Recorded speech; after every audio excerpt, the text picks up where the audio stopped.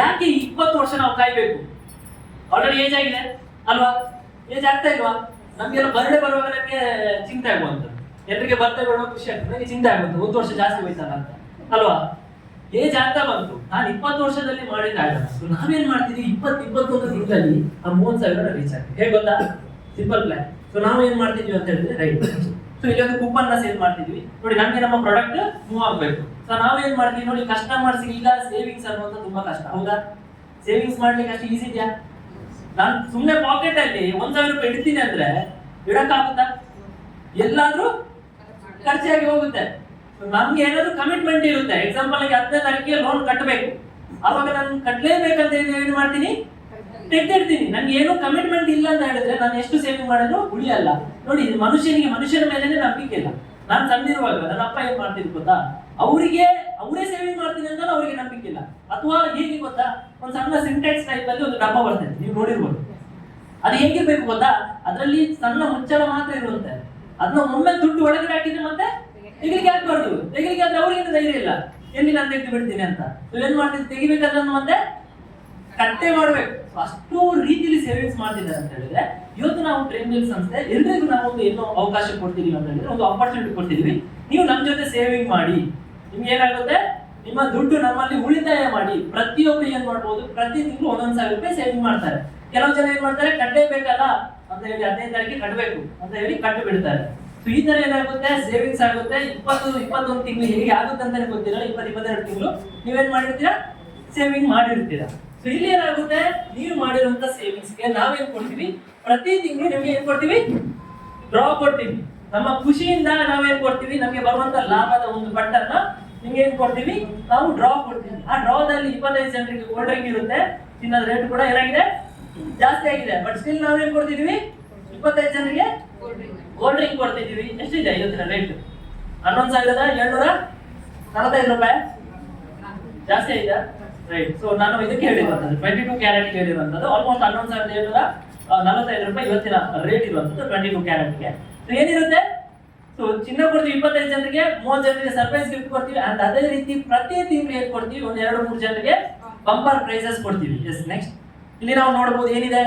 So first ತಿಂಗಳಲ್ಲಿ 2 ಜನರಿಗೆ gold necklace ಇದೆ. ಅದು ಅಗೇನ್ ಗೋಲ್ಡ್ ರಿಂಗ್ ಅಲ್ಲ, ಗೋಲ್ಡ್ ನೆಕ್ಲೆಸ್. ಸ್ಕೂಟರ್ ಇದೆ, ರಿಕ್ಷಾ ಇದೆ, ಐಫೋನ್ ಇದೆ, ದುಬೈ ಟ್ರಿಪ್ ಇದೆ, ಬೇರೆ ಬೇರೆ ಕ್ಯಾಟಗರಿ ಇದೆ. ಲಾಸ್ಟ್ 2 BHK ಮನೇನು ಇದೆ. ಅದೃಷ್ಟ ಚೆನ್ನಾಗಿದ್ರೆ ಯಾವುದು ಸಿಗ್ಬೋದು. ಇನ್ ಕೇಸ್ ನನ್ನ ಅದೃಷ್ಟ ಚೆನ್ನಾಗಿಲ್ಲ, ನನ್ಗೆ ಏನ್ ಲಾಭ ಆಯ್ತು?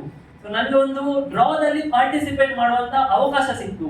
ಇನ್ನೊಂದು ಏನ್ ಸಿಕ್ತು, ಮೇನ್ ಆಗಿ ನನ್ನ ಕೈಯಲ್ಲಿ ಸೇವಿಂಗ್ ಆಗ್ತಾ ಇಲ್ಲ. ನನ್ಗೆ ಏನಾಯ್ತು, ಇಲ್ಲಿ ಸೇವಿಂಗ್ ಆಯ್ತು. ನನ್ಗೆ ಒಮ್ಮೆಲೆ ಪರ್ಚೇಸ್ ಮಾಡಿ ಮನೆಗೆ ಐಟಮ್ಸ್ ತರಕ್ ಆಗಿರ್ಲಿಲ್ಲ. ಇಲ್ಲಿ ಏನ್ ಮಾಡ್ಬೋದು, ನಾನು ಸೇವಿಂಗ್ಸ್ ಮಾಡೋದ್ರ ಮೂಲಕ ನಾನು ನನ್ನ ಮನೆಗೆ ಫರ್ನಿಚರ್ ತಗೋಬಹುದು, ಎಲೆಕ್ಟ್ರಾನಿಕ್ಸ್ ತಗೋಬಹುದು, ಜುಡಲ್ ಕಿಟ್ ಪ್ಯಾಕೇಜ್ ತಗೋಬಹುದು, ಟೂರಿಸಂ ಹೋಗಬಹುದು. ನೀವು ಕಟ್ಟಿರುವಂತ ದುಡ್ಡಿಗೆ 10% ಅಡಿಷನಲ್ ಆಗಿ ನಾವೇನ್ ಮಾಡ್ತೀವಿ, ನಿಮ್ಗೆ ಬೇಕಾಗಿರುವಂತ ಅಲ್ಲಿರುವಂತ ಐಟಮ್ಸ್ ನಾವೇನ್ ಮಾಡ್ತೀವಿ, ಕೊಡ್ತೀವಿ. ಸೊ ಇಲ್ಲಿ ಏನಾಯ್ತು, ಅಟ್ ದ ಟೈಮ್ 20 ತಿಂಗಳಲ್ಲಿ 20-25 ಸಾವಿರ ಕಸ್ಟಮರ್ ಬಂದ್ರೆ 20 ವರ್ಷದಲ್ಲಿ ಮಾಡುವಂತ ಬಿಸ್ನೆಸ್ ನ 20 ತಿಂಗಳಲ್ಲಿ ಮಾಡಕ್ಕಾಗಲ್ವಾ? ಇದೇ ಇರುವಂತ ಲಾಜಿಕ್. ರೈಟ್? ಅರ್ಥ ಆಗ್ತಿದೆಯಾ? ಸೊ ಇದು ಏನು, ರೈಟ್? ಈಗ ಸೊ ಫೈನ್. ಸೊ ಈಗ ತುಂಬಾ ಜನರಿಗೆ ಆಗುತ್ತೆ, ಇದು ಹೇಗೆ ಸಾಧ್ಯ ಅನ್ನುವಂಥದ್ದು, ಇದು ಕೊಡ್ಲಿಕ್ಕೆ ಆಗುತ್ತಾ, ರೈಟ್? ಇದನ್ನ ಕೊಡಬಹುದಾ ಅನ್ನುವಂಥದ್ದು. ಇದು ಹೇಗೆ ಅಂತ ಹೇಳಿದ್ರೆ, ಇದು ಎಕ್ಸಾಂಪಲ್. ಓಕೆ, ಸೊ ಚಿಕನ್ ತಿಂದಿರಾ? ಇದ್ರು ಚಿಕನ್ ತಿಂದಿರಾ?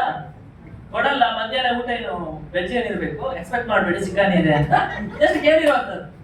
ತಿಂದಿರಲ್ವಾ? ಓಕೆ, ಸೊ ನಾನು ಎಕ್ಸಾಂಪಲ್ ಕೊಡ್ತೀನಿ, ಇದು ಹೇಗೆ ವರ್ಕೌಟ್ ಆಗುತ್ತೆ ಅನ್ನುವಂಥದ್ದು.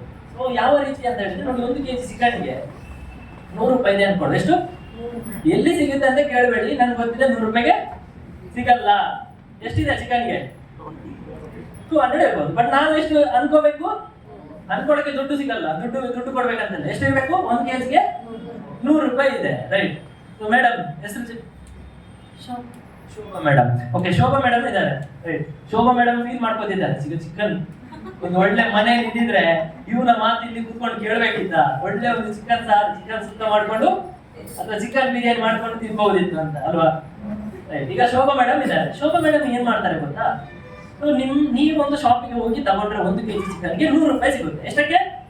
100 ರೂಪಾಯಿಗೆ ಸಿಗುತ್ತೆ. ಶೋಭಾ ಮೇಡಮ್ ಏನ್ ಹೇಳ್ತಾರೆ ಗೊತ್ತಾ, ನಿಮ್ಮಂತೆಲ್ಲ ಹೇಳ್ತಾರೆ, ನೀವೇನ್ ಮಾಡಿ ನೀವು ಶಾಪಿಗೆ ಹೋಗಿ ತರೋದ್ರಿಂದ ನನ್ಗೆ ಏನ್ ಮಾಡಿ 100 ರೂಪಾಯಿ ಕೊಡಿ. ಏನ್ ಹೇಳ್ತಾರೆ? 100 ರೂಪಾಯಿ ಕೊಡಿ, ನಾನೇನ್ ಕೊಡ್ತೀನಿ ನಿಮ್ಗೆ? ಚಿಕನ್ ತಂದು ಕೊಡ್ತೀನಿ. ಅವಾಗ ನೀವು ಕೇಳ್ತಾರೆ ಏನಕ್ಕೆ? ನಾನು ಹೋದ್ರು ಶಾಪಿಗೆ ಚಿಕನ್ ಸಿಗುವಂತದ್ದು, ಸೊ ನಾನು ನಿಮ್ಮ ಕೈಯಲ್ಲಿ ಯಾಕೆ ಕೊಡಬೇಕು? ಶೋಭಾ ಮೇಡಮ್ ಏನ್ ಹೇಳ್ತಾರೆ ಗೊತ್ತಾ? ನೀವು ಹೋದ್ರೆ 1 kg ನಿಮ್ಗೆ 100 ರೂಪಾಯಿಗೆ ಚಿಕನ್ ಮಾತ್ರ ಸಿಗ್ತಾ ಇತ್ತು ಅಲ್ವಾ? ನಾನೇನ್ ಮಾಡ್ತೀನಿ, ನಿಮ್ಗೆ 1 kg ಚಿಕನ್ ಜೊತೆಗೆ 2 ಮೊಟ್ಟೆ ಕೂಡ ಫ್ರೀ ಕೊಡ್ತೀನಿ ಅಂತ. ಕೊಡ್ಬೋದಲ್ಲ ಮ್ಯಾಮ್? ಗೊತ್ತಿಲ್ಲ, ನಾನು ನಿಮಗೆ ಪ್ಲಾನ್ ಹೇಳಿ ಕೊಡ್ತೀನಿ ಹೇಗೆ ಹೇಗೆ ಮಾಡೋದಂತ. ನೀವು ವರಿ ಮಾಡ್ಬೇಡಿ. ಏನ್ ಹೇಳ್ತಾರೆ? 2 ಮೊಟ್ಟೆ ಕೂಡ ಫ್ರೀ ಕೊಡ್ತಾರೆ ಅಂತ. ಸೊ ಶೋಭಾ ಮೇಡಮ್ ಏನ್ ಮಾಡ್ತಾರೆ, 10 ಜನರ ಹತ್ರ ಹೋಗ್ತಾರೆ, ಅವರ ಫ್ರೆಂಡ್ಸ್ ಹತ್ರ 10 ಜನರ ಹತ್ರ 100 ರೂಪಾಯಿ ಕಲೆಕ್ಟ್ ಮಾಡ್ಕೊಂಡು ಬರ್ತಾರೆ. ಎಷ್ಟಾಯ್ತು? 1000 ರೂಪಾಯಿ. ಚಿಕನ್ ಶಾಪ್ ಇದೆ, ಸರ್ ಇದೆ ಚಿಕನ್ ಶಾಪ್, ಎಲ್ಲಿದೆ? ಇಲ್ಲೇ ಇದೆ. ಇವ್ರೇನ್ ಮಾಡ್ತಾರೆ, ಸರ್ ಹತ್ರ ಬಂದು ಹೇಳ್ತಾರೆ ನನ್ಗೆ 1 kg ಚಿಕನ್ ಅಲ್ಲ, 1 kg ಅಂತ ಸರ್ ಏನ್ ಹೇಳ್ತಾರೆ 100 ರೂಪಾಯಿ. ನನ್ಗೆ ಎಷ್ಟು ಬೇಕು? 10 kg ಬೇಕು. ಸರ್ ಕೊಡ್ತಾರೆ ಇಲ್ಲ ನೋಡಿ, 1 kg 100 ರೂಪಾಯಿ. 10 kg ತಗೋತೀನಿ ಅಂದ್ರೆ ಸರ್ ಡಿಸ್ಕೌಂಟ್ ಕೊಡ್ತೀರಾ ಇಲ್ವಾ? ಯಾಕಂದ್ರೆ ಬಲ್ಕ್ ಅಲ್ಲಿ ತಗೊಳ್ತಿದ್ದಾರೆ. 10 kg ಚಿಕನ್ ಗೆ ಇವ್ರೇನ್ ಮಾಡ್ತಾರೆ, ಶೋಭಾ ಮೇಡಮ್ ಸ್ವಲ್ಪ ಬಾರ್ಗೇನ್ ಅಲ್ಲಿ ಹುಷಾರಿದ್ದಾರೆ. ಅವ್ರೇನ್ ಮಾಡ್ತಾರೆ, ಬಾರ್ಗೇನ್ ಮಾಡ್ತಾರೆ. ಇವ್ರೇನ್ ಮಾಡ್ತಾರೆ, 700 ರೂಪಾಯಿಗೆ ಕೊಡ್ತಾರೆ. ಎಷ್ಟಕ್ಕೆ? 700 ರೂಪಾಯಿ ಕೊಡ್ತಾರೆ. ಯಾಕೆ? ಬಲ್ಕ್ ಅಲ್ಲಿ ತಗೊಳ್ಳಕ್ಕೆ. ನೋಡಿ ಈಗ ನೀವು ಕೂತ್ಕೊಂಡಿರೋ ಚೇರು ಅಷ್ಟೇ, ಒಂದು ಚೇರಿಗೆ ಒಂದು 400 ರೂಪಾಯಿ ಇದೆ ಅನ್ಕೊಡುವ. ನಾನು 100 ಚೇರ್ ತಗೊಂಡ್ರೆ 400 ರೂಪಾಯಿಗೆ ಕೊಡ್ತಾರ? ಕಡಿಮೆ ಕೊಡ್ತಾರೆ. ಸೇಮ್ ಚಿಕನ್ ಏನ್ ಮಾಡಿದ್ರು 700 ರೂಪಾಯಿ ಕೊಟ್ರು. ಎಷ್ಟು ಉಳಿತು ಶೋಭಾ ಮೇಡಮ್ಗೆ? 300 ರೂಪಾಯಿ ಉಳಿತು. ಶೋಭಾ ಮೇಡಮ್ ಏನ್ ಮಾಡ್ತಾರೆ, ಒಂದು ಮೊಟ್ಟೆಗೆ, ಒಂದು ಎಗ್ಗಿಗೆ 5 ರೂಪಾಯಿ ಅನ್ಕೊಡುವ. ಶೋಭಾ ಮೇಡಮ್ ಏನ್ ಮಾಡ್ತಾರೆ, ಇವರ ಕೈಯಿಂದಲೇ 100 ಮೊಟ್ಟೆನ ಏನ್ ಮಾಡ್ತಾರೆ, ತಗೋತಾರೆ. ಒಂದು ಮೊಟ್ಟೆಗೆ 5, 100 ರೂಪಾಯಿಗೆ ಎಷ್ಟು ಸಿಗುತ್ತೆ? 20 ಮೊಟ್ಟೆ ತಗೊಂಡ್ರು. ಶೋಭಾ ಮೇಡಮ್ಗೆ ಇನ್ನೂ ಎಷ್ಟು ಉಳಿತು? 200 ರೂಪಾಯಿ ಉಳಿತು. ರೈಟ್, ಅದು ಶೋಭಾ ಮೇಡಮ್ ಇದು ಪ್ರಾಫಿಟ್. ಈಗ ಹೇಳಿ ಸರ್, ಖುಷಿ ಅಂತ ಇಲ್ವಾ? ಯಾಕೆ? ಸರ್ಗೆ ಏನಾಯ್ತು? ವ್ಯಾಪಾರ ಬಂತು, ವ್ಯಾಪಾರ ಆಯ್ತು. ರೈಟ್, ಸೊ ಮೇಡಮ್ ಖುಷಿ ಅಂತ ಇಲ್ವಾ? ಯಾಕೆ? ಮೇಡಮ್ಗೆ 200 ರೂಪಾಯಿ ಉಳಿತು. ನೀವೆಲ್ಲ ಖುಷಿ ಅಂತ ಇಲ್ವಾ? ಯಾಕೆ? 2 ಮೊಟ್ಟೆ ಕೂಡ ಫ್ರೀ ಸಿಕ್ತು. ಇದೇ ಕಾನ್ಸೆಪ್ಟ್ ನ ಡ್ರೀಮ್ ಡೀಲ್ ಅಲ್ಲಿ ನಾವು ಮಾಡ್ತಾ ಇರೋದು. ಬಟ್ ಮೊಟ್ಟೆ ಚಿಕನ್ ಸೇಲ್ ಮಾಡ್ತಾ ಇಲ್ಲ,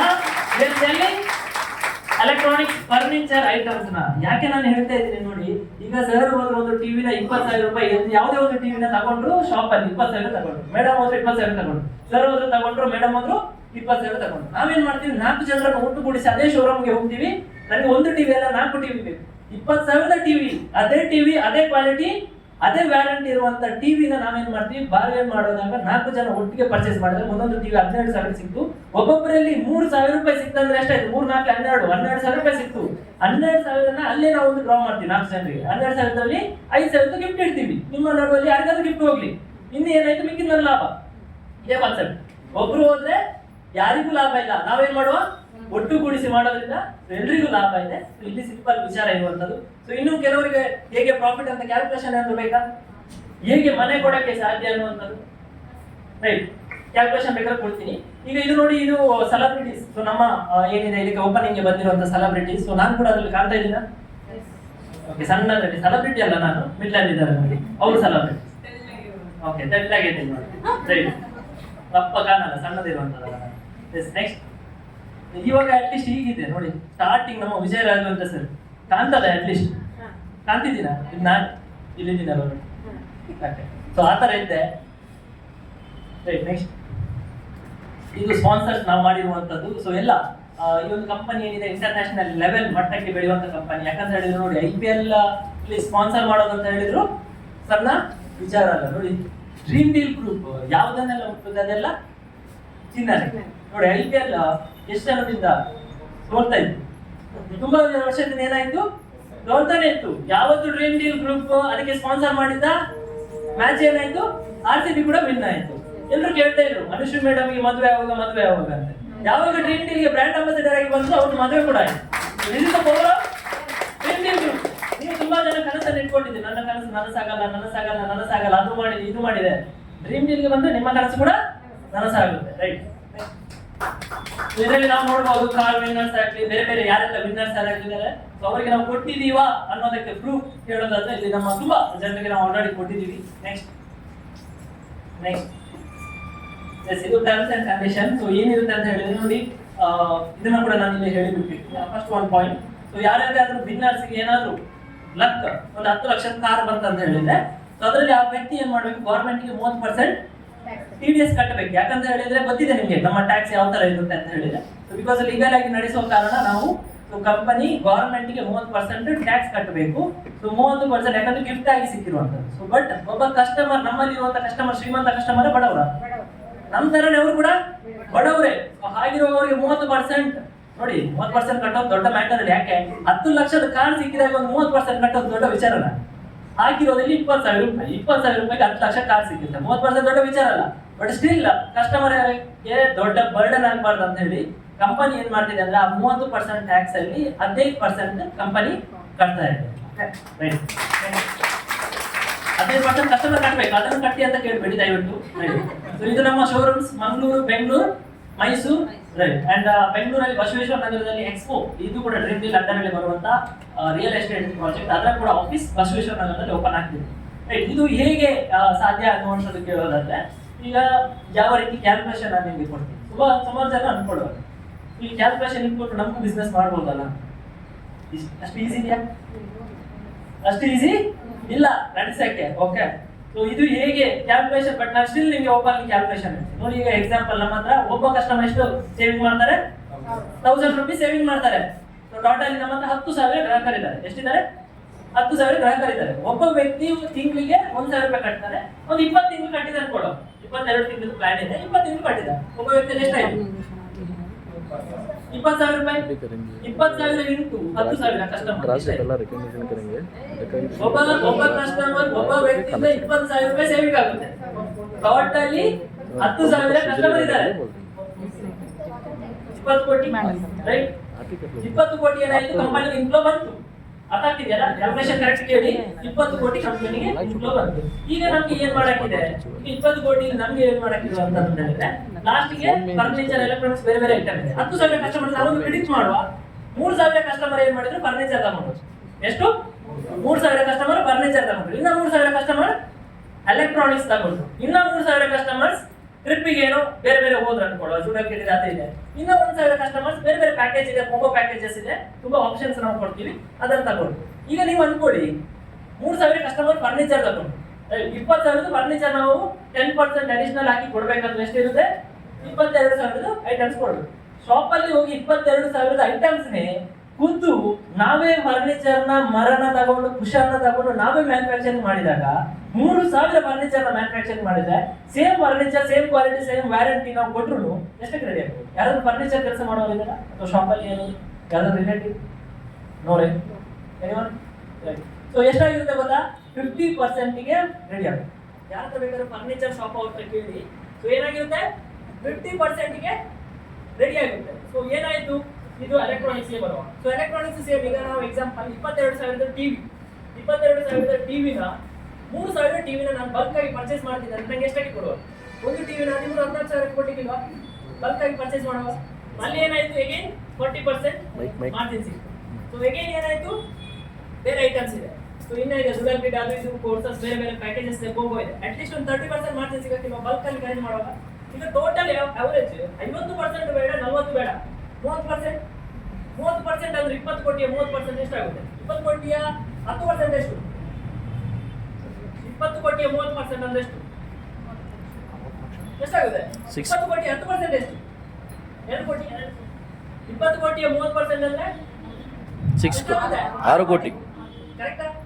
20 ಕೋಟಿಯ 30% ನಮ್ಗೆ ಏನಾಯ್ತು? ಮಾರ್ಜಿನ್ ಬಂತು. ಬಲ್ಕ್ ಆಗಿ ರೆಡಿ ಮಾಡುವಾಗ 30%, ನಾನು ಕಡಿಮೆ ಹೇಳಿದ್ರು 50% ಮಾರ್ಜಿನ್ ತೆಗಿಬಹುದು, ಬಟ್ 30% ಮಾರ್ಜಿನ್ ತೆಗಿಬೇಕು ಅಂತ ಹೇಳಿದ್ರು. 6 ಕೋಟಿ ನಮಗೆ ಲಾಭ ಬಂತು. ಸೊ ಈಗ ಲಾಭ ಬಂದಿರೋ 6 ಕೋಟಿ 3/1, 3/1 ಭಾಗ 2 ಕೋಟಿ ನಾವೇನ್ ಮಾಡ್ತೀವಿ? ಕಸ್ಟಮರ್ಗೆ ಗಿಫ್ಟ್ ಆಗಿ ಎಷ್ಟು ಉಳಿತು? 4 ಕೋಟಿ. ಈ 4 ಕೋಟಿ ಏನಾಗಿರುತ್ತೆ? ಕಂಪನಿ ಲಾಭ ಆಗಿರುತ್ತೆ. ಅದ್ರಲ್ಲಿ ನಮ್ಮ ಜೊತೆ ಯಾರ್ಯಾರು ಬಂದಿದ್ದಾರೆ ಅವರಿಗೆ ಸ್ವಲ್ಪ ಪರ್ಸೆಂಟೇಜಸ್ ನಾವು ಕೊಡ್ತೀವಿ.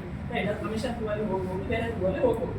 ಸೊ ಇದೇನಾಗುತ್ತೆ? ಈಗ 2 ಕೋಟಿ, 2 ಕೋಟಿ ಈಗ ಹೇಳಿದ್ವಿ. ಮನೆ, ಫ್ಲಾಟ್, ಕಾರ್ ಕೊಡಕ್ಕಾಗುತ್ತೆ? ಇದು ಸಿಂಪಲ್ ಇಷ್ಟೇ ಇರುವಂತದ್ದು. ಒಗ್ಗಟ್ಟಿನಲ್ಲಿ ಬಲವಿದೆ.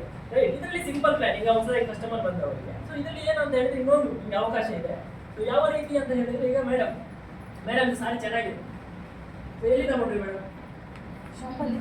ಶಾಪಲ್ಲಿ, ರೈಟ್. ಸೊ ಯಾವ ಶಾಪಲ್ಲಿ? ಯಲ್ಲಾಪುರ ಶಾಪ್. ಈಗ ನಂಗೆ ಏನ್ ಗೊತ್ತಾಯ್ತು?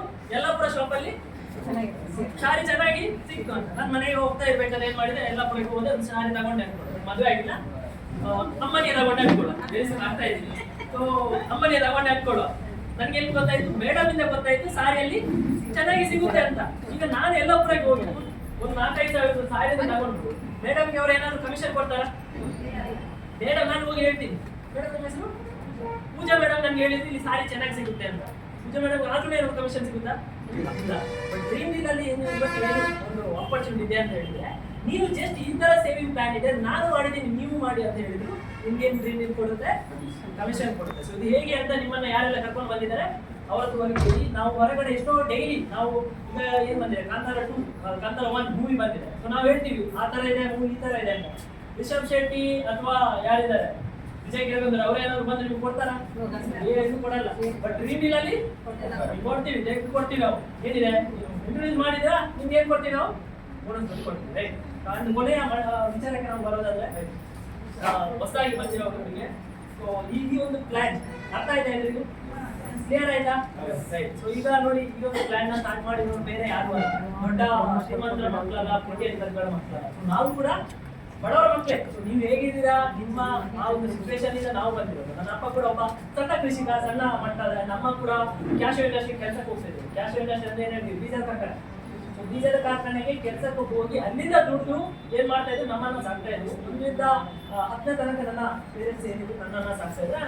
10ನೇ ಕ್ಲಾಸ್ ನಂತರ ನಾನೇನ್ ಮಾಡ್ತಿದ್ದೆ, ಪಾರ್ಟ್ ಟೈಮ್ ಕೆಲಸ ಹೋಗ್ತಿದ್ದೆ, ಎಲ್ಲ ಕೆಲಸ ಮಾಡ್ತಿದ್ದೆ. ಪೇಂಟಿಂಗ್ ಆಗಲಿ, ಅಡಿಗೆ ಸುಳ್ಳಿ ಹೊಂದದಾಗ್ಲಿ, ನೈಟ್ ಹೊತ್ತು ರಾತ್ರಿ 12-1 ಗಂಟೆಗೆ ಬಂದ್ರು ಅಮ್ಮ ಬಾಕಿ ತೆಗಿದ್ರು, ಕ್ಯಾಟರಿಂಗ್ ಕೆಲಸ ಅದು ಇದು ಹೋಗ್ತಾ ಇದೆ. ನಾನು ತುಂಬಾ ಜೀವನದಲ್ಲಿ ಸ್ಟ್ರಗಲ್ ಮಾಡಿದ್ವಿ. 17-18 ಅಲ್ಲಿ ಎಲ್ಲಿ ಹೋಗ್ತಿದ್ವಿ ಬಿಸ್ನೆಸ್ ಅಂತ ಹೇಳ್ಕೊಂಡು. ಅದಕ್ಕೋಸ್ಕರ ಇವತ್ತು ನಾವು ಈ ಏಜ್ ಅಲ್ಲಿ ಕೂಡ ಇಲ್ಲಿದ್ದೀವಿ. ಅಂಡ್ ಅದೇ ರೀತಿ ತುಂಬಾ ಕಷ್ಟನ ನೋಡಿದೀವಿ. ಅಂಡ್ ಅದೇ ರೀತಿ ಯಾವ ರೀತಿ ಅಂತ ನೋಡಿ, ನನ್ನ ಅಮ್ಮ ಕ್ಯಾಶ್ ಇಂಡಸ್ಟ್ರಿ ಹೋಗ್ಬೇಕಾದ್ರೆ ಸೊ 2 ರೂಪಾಯಿನ 4 ರೂಪಾಯಿ ದಿವಸಕ್ಕೆ ಕೊಡ್ತಾ ಇದ್ರು. ಏನಕ್ಕೆ? ಬಸ್ಸಿಗೆ ಹೋಗ್ಲಿಕ್ಕೆ 2 ರೂಪಾಯಿ, ನನಗೆ ಬಸ್ಸಿಗೆ ಬರ್ಲಿಕ್ಕೆ 2 ರೂಪಾಯಿ ದಿವಸದಲ್ಲಿ. ಸೊ 4 ಕಿಲೋಮೀಟರ್ ಇರುತ್ತೆ ಹೈಸ್ಕೂಲ್ಗೆ ಹೋಗ್ಬೇಕಾದ್ರೆ. ಸೊ ನಾನೇನ್ ಮಾಡ್ತಿದ್ದೆ, ಮಾರ್ನಿಂಗ್ ಬಸ್ಸಲ್ಲಿ ಹೋಗ್ತಾ ಇದ್ದೆ. ಈವ್ನಿಂಗ್ ಬರ್ಬೇಕಾದ್ರೆ 2 ರೂಪಾಯಿನ ಸೇವ್ ಮಾಡೋಕ್ಕೆ ನಾನು ಏನ್ ಮಾಡ್ತಿದ್ದೆ, 4 ಕಿಲೋಮೀಟರ್ ನಡ್ಕೊಂಡು ಬರ್ತಿದ್ದೆ. ಹಾಗಿರುವಾಗ ನಾನು ಯಾಕೆ ನಿಮ್ಮ ಎದುರುಗಡೆ ಹೇಳ್ತಾ ಇದ್ದೀನಿ ಅಂದ್ರೆ, ಇವತ್ತು ನಾನು ಕೋಟೆಲ್ ಹಾಕೊಂಡು ನಿಮಗೆ ಕಾಣ್ಬೋದು, ಬಟ್ ಆ 2 ರೂಪಾಯಿ ವ್ಯಾಲ್ಯೂ ಏನಿದೆ ಅದು ನನ್ಗೆ ಗೊತ್ತಿದೆ. ಈಗ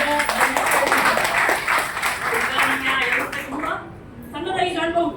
ಈಗ ನನ್ನ ಆ ತರ ಕಾಣಕ್ಕಿಲ್ಲ, ಯಾಕಂದ್ರೆ 2 ರೂಪಾಯಿ ತುಂಬಾ ಸಣ್ಣದಾಗಿ. ಬಟ್ ಇವತ್ತು ನಮ್ಮ ಸಂಸ್ಥೆಯಲ್ಲಿ ಯಾರ್ಯಾರು 1 ರೂಪಾಯಿ ಕಟ್ತಾರೆ ಅಂತ ಎಷ್ಟೋ ಜನ ಇವತ್ತು ಆ 2 ರೂಪಾಯಿ ಕೂಡ ಕಷ್ಟದಲ್ಲಿ ದುಡಿಯೋರು ಇದ್ದಾರೆ. ಎಷ್ಟೋ ಜನ ಸೆರಗಿನಲ್ಲಿ ಕಟ್ಟಿರುವಂತ ದುಡ್ಡನ್ನ ನನ್ನ ಅಮ್ಮ ಇಚ್ಚಿ ಕೊಡ್ತಾ ಇದ್ರು ಏನಕ್ಕಾದ್ರೂ ಬೇಕಂತ. ಆ ರೀತಿ ಕೂಡ ಇವತ್ತು ಡ್ರೀಮ್ ಡೀಲ್ ನಾನು ಸೇವಿಂಗ್ಸ್ 100 ರೂಪಾಯಿನ ಸೇವಿಂಗ್ಸ್ ಮಾಡ್ತೀನಿ ಅಂತ ಹೇಳೋರು ತುಂಬಾ ಜನ ಇದ್ದಾರೆ. ಹಾಗಿರುವಾಗ ಇದು ಯಾರೆಲ್ಲ ಕಟ್ಟುತ್ತಾರೆ ಅವರ 1 ರೂಪಾಯಿನ ಜವಾಬ್ದಾರಿ ಏನಿದೆ ಅದು ನಾವು ತಗೋತೀವಿ. ಯಾರಿಗೂ ಒಬ್ಬರಿಗೂ ಒಂದು ಸಾಸಿವೆ ಕಾಳಷ್ಟು ಮೋಸ ಆಗದಂತೆ ನೋಡ್ಕೊಳ್ಳುವಂತ ಜವಾಬ್ದಾರಿ ನಮ್ಗೆ. ಯಾಕಂದ್ರೆ ಬೈಬಲ್ ಆಗ್ಲಿ, ಭಗವದ್ಗೀತೆ ಆಗ್ಲಿ, ಪುರಾಣ ಆಗ್ಲಿ, ಎಲ್ಲದ್ರಲ್ಲಿ ಏನಿರುತ್ತೆ, ಕರ್ಮ ಅನ್ನುವಂಥದ್ದು ನಂದು ನನ್ನ ತಾಯಿ ಕಲಿಸ್ಕೊಟ್ಟಿರೋದು ಇಷ್ಟೇ. ಆಗುತ್ತಾ ಒಬ್ರಿಗೆ ಒಳ್ಳೇದು ಮಾಡು, ಆಗಲ್ವಾ? ಇನ್ನೊಂದಿಗೆ ಸುಮ್ಮನೆ ಇದು ಕಲಿಯುಗ. ಕರ್ಮ ಅನ್ನುವಂಥ ರಿಟರ್ನ್ಸ್. ಒಬ್ರಿಗೆ ಒಳ್ಳೇದು ಮಾಡ್ತೀವ, ದೇವರು ಒಳ್ಳೇದು ಮಾಡ್ತಾರೆ. ಒಬ್ರಿಗೆ ಕೆಟ್ಟದ್ದು ಮಾಡಿದ್ರೆ ದೇವರು ಕೂಡ ಖಂಡಿತ ಒಬ್ರಿಗೆ ಕೆಟ್ಟದ್ದು ಮಾಡೇ ಮಾಡ್ತಾರೆ. ಇದು ಕಲಿಯುಗ. ಓಕೆ. ಸೊ ಅದಕ್ಕೋಸ್ಕರ ನೋಡಿ, ನಾವು ಆಗುತ್ತಾ ಒಬ್ರಿಗೆ ಒಳ್ಳೇದು ಮಾಡುವ. ಸೊ ಖಂಡಿತ ಯಾರೆಲ್ಲ ಈ ಸಂಸ್ಥೆಯಲ್ಲಿ ಜಾಯ್ನ್ ಆಗಿದ್ದೀರಾ, ನಿಮ್ಮ ಯಾರು ಜಾಯ್ನ್ ಆಗಿದ್ದೀರಾ, ಅವರಿಗೆ ಕೊನೆಯವರೆಗೂ ಅವರ ಇಲ್ಲಿ ಪ್ರಾಡಕ್ಟ್ ಏನಿದೆ ಅವರ ಮನೆಯವರೆಗೆ ರೀಚ್ ಆಗುವಂಥ ಜವಾಬ್ದಾರಿ ಏನಿದೆ ಅದು ನಾವು ತಗೊಳ್ಳೋಕೆ ಇಷ್ಟಪಡ್ತೀವಿ. ಅದು ಜವಾಬ್ದಾರಿ ಯಾರಿಗೂ 1 ರೂಪಾಯಿ ಮೋಸ ಮಾಡ್ತಾ ಹೇಳ್ತಾ ಇದೀವಿ, ಆಗಲ್ಲ. ನಿಮ್ಮ ನಂಬಿಕೆ ಏನಿದೆ ಅದೇ ನಮ್ಮ ಮೈ ಬಣ್ಣವ ಅಂತ ಹೇಳ್ಬೋದು. ಖಂಡಿತವಾಗ್ಲೂ ನಿಮ್ಮ ನಂಬಿಕೆ ಏನಿದೆ ನಮ್ಮ ಮೇಲೆ, ಆ ನಂಬಿಕೆ ಉಳಿಸ್ಕೊಳ್ಳೋಕೆ ಜವಾಬ್ದಾರಿ.